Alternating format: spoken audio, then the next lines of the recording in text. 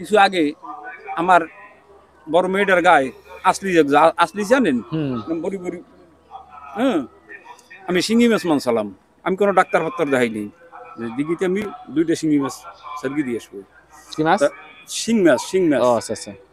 আমি 4টে শিং দিয়ে গেছি। তারপর ওগুলো না করলে আর হয় নাই, ওইগুলো শেষ হওয়ার পর আমি তারপর দিয়ে গেছি।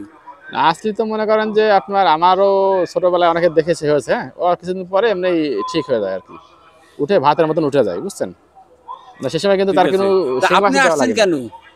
আমি দেখতে এসেছি, এই মসজিদ দেখতে এসেছি, যে হলো হাটগঞ্জ মসজিদ। আর যে আপনার ওই কি বললেন যে খান জানালি মাজার, এই দেশে সেটাও ভালো, সেও ভালো মানুষ ছিল, আমরা তো তাকে বলছি না খারাপ।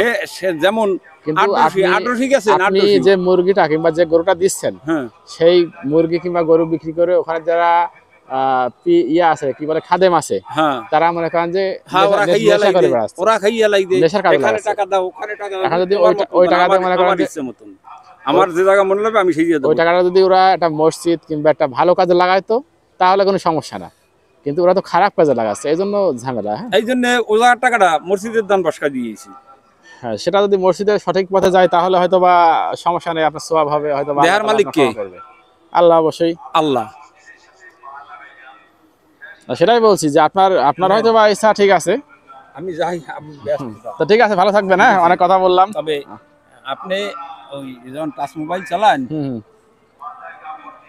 মারফতের হুজুর রেজবি রহমান রেজবি, আচ্ছা ঠিক আছে, শোনার চেষ্টা করবো অবশ্যই, যেহেতু আপনি বললেন অবশ্যই ভালো কিছু হবে হয়তো বা। ঠিক আছে, ভালো থাকবেন, ওটা দেখবেন। ওকে, আল্লাহ হাফেজ।